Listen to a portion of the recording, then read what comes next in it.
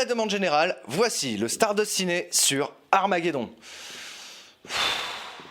Bonjour et bienvenue dans Stardust Ciné, le hors-série cinéma de Stardust consacré aux films spatiaux. On ne va pas vous faire une critique complète du film ou une liste des erreurs de tournage, mais on va se pencher sur l'exactitude scientifique des films qui traitent de l'espace. Attention, on ne va pas aborder les films de science-fiction futuristes du type Star Wars ou les Gardiens de la Galaxie, mais uniquement ceux qui se déroulent dans le présent, passé ou futur proche. Et aujourd'hui, nous allons parler d'Armageddon, réalisé par Michael fucking Bay et sorti en 1998. Ce film est une des nombreuses bouses dont Michael Bay est le spécialiste. En fait, il réinvente la physique pour le scénario. Et c'est... Allez, on va démarrer parce qu'il y a plein de choses à dire. Déjà, trop de sons. Dans l'espace, on n'entendrait presque rien de tout ça. En fait, c'est comme ça pendant tout le film, donc je vais arrêter de le mentionner. La scène est censée se passer le matin. Or, ce qu'on voit là, c'est le soleil à l'ouest de Manhattan. En fait, le soleil se couche là. Le forage est une science, un art. On fore depuis 3 générations dans ma famille. J'ai fait ça toute ma vie, et je suis loin d'en avoir fait le tour. Que vous vouliez envoyer ces types-là dans l'espace, ça vous regarde. Je suis sûr que ce sont d'excellents astronautes. Mais pour le forage, ils valent pas un clos. Faudrait m'expliquer en quoi c'est plus compliqué de former des astronautes au forage plutôt que des foreurs au travail dans l'espace. Je crois que là, on se fout clairement de notre gueule. Nous avons une seule chance de nous poser sur ce caillou. Et c'est très précisément au moment où il passera au plus près de la Lune. Quelle chance qu'il passe au plus près de la Lune! Il aurait pu arriver de là ou de là. Et ils auraient fait comment dans ce cas-là? La première équipe à atteindre 250 mètres aura gagné. 250 mètres? Sur un astéroïde de la taille du Texas, c'est infime. Si on prend un ballon de foot, ça équivaudrait à creuser de 0,06 mm, donc autant la poser sur la surface. Et même s'il y avait une fissure qui permet de couper l'astéroïde en deux, rien ne dit que les deux parties seraient dans le bon sens. Si la fissure, elle est dans le mauvais sens, ça ferait qu'envoyer les deux parties vers la Terre, et non en dehors de la trajectoire. Allez, indépendance! Mettez le paquet, les gars, on est les plus jeunes et on va gagner! Alors pourquoi ils s'entraînent dans une piscine qui sert à s'entraîner en conditions proches de la gravité zéro si sur l'astéroïde ils travaillent avec une pesanteur simulée? Je vois pas l'intérêt là.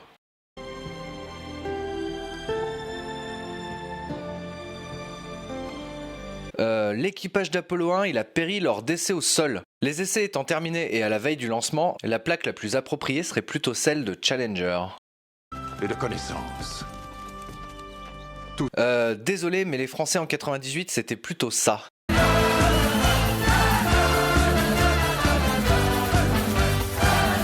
Et je sais qu'on sort un peu du Stardust Ciné, mais un restaurant qui sert des sandwichs américains, des sandwichs paysans, des kebabs et des andouillettes?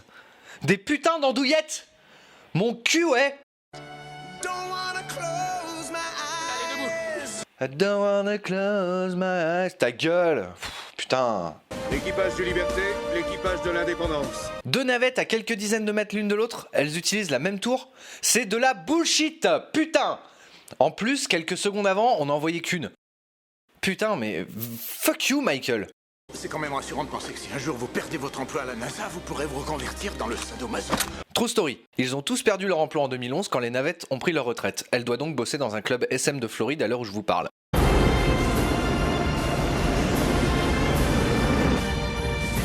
Ok Michael, au prochain décollage d'une fusée en Floride, va te placer dans un Hummer blindé à 100 mètres du pas de tir et on se reverra au paradis. Les vibrations et la chaleur produites par les deux lancements feraient que les deux navettes se fragiliseraient entre elles et au niveau de la structure et des tuiles, je pense pas qu'elles puissent rentrer sur Terre après. Hein.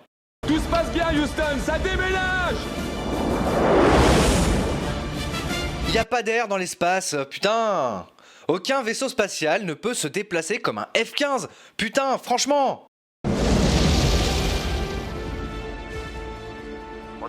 Comment expliquer ça dans des termes simples? Oui, si on fait tourner un module, cela crée une force qui peut simuler la gravité, comme dans Interstellar ou dans Seul sur Mars. Plus on s'éloigne du centre de rotation, plus la gravité est forte car la vitesse est de plus en plus rapide. Au centre de rotation cependant, il faudrait une vitesse de rotation extrêmement rapide pour pouvoir avoir ne serait-ce qu'un petit pourcentage de la gravité terrestre. Et dans ce cas, impossible pour les navettes de se docker. Vous vous rappelez de la scène de docking dans Interstellar? Imaginez ça, mais en bien pire encore. Et c'est ce que ça devrait être dans Armageddon. En plus de ça, si on a une vitesse de rotation assez forte au centre pour avoir une gravité similaire à la Terre, celle au fuel pod, là où est Ben Affleck, elle serait vraiment écrasante pour lui, hein. Mais vraiment.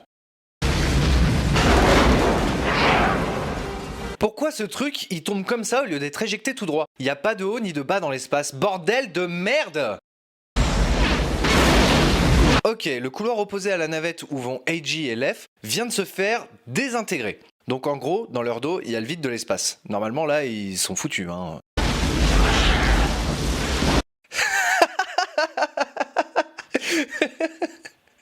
Oh putain.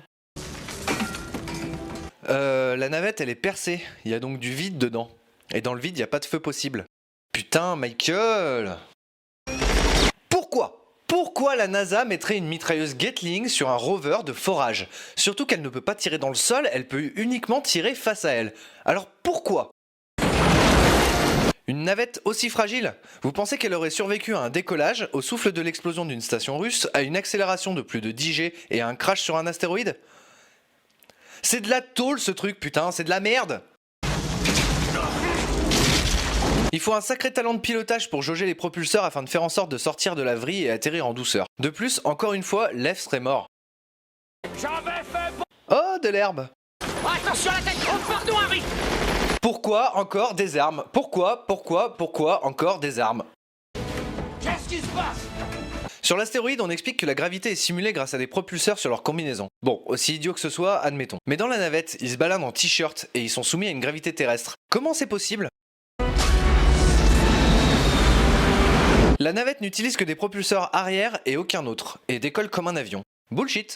Si elle avait fait comme ça en vrai, bah il serait resté à la surface et il se serait mangé une paroi, parce que dans l'espace, une navette, ça vole comme un camion.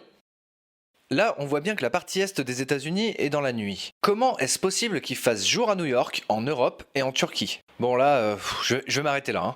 Je vous passe le fait qu'il faudrait énormément de carburant pour tous ces voyages, plus que ce que peut emporter une navette et plus que ce que la station russe pourrait fournir, les procédures de lancement, le fait qu'un seul cosmonaute soit à bord de la station, le son omniprésent, les problèmes de gravité, de trajectoire de l'astéroïde, de comportement du feu, les procédures de docking, que les personnages soient à Houston et à Cap Canaveral presque en même temps, et presque tout le reste du film en fait. Une légende urbaine dit que la NASA utilisait le film en le présentant aux recrues et en leur demandant de lister toutes les erreurs scientifiques. La légende ajoute que le record est de 168 erreurs. Même si cette rumeur n'a pas été confirmée, c'est triste de savoir que 168 erreurs scientifiques, c'est un nombre tout à fait réaliste pour ce film. Et encore, je pense qu'il y en a peut-être bien plus. Donc pour conclure, ce film est aussi mauvais qu'il est irréaliste. Comment se divertir devant un film qui n'a absolument aucune base réaliste? La technique du « ouais si ça n'existe pas on l'invente », ça a ses limites quand même. N'oubliez pas de vous abonner à la chaîne afin d'en apprendre toujours plus sur ce qui se passe là-haut. N'hésitez pas également à laisser un commentaire afin de me dire ce que vous avez pensé de cette bouse. A très bientôt et n'oubliez pas, nous ne sommes que de la poussière d'étoiles. C'est dans le summum de tout ce qu'il faut pas faire au niveau cinéma quoi.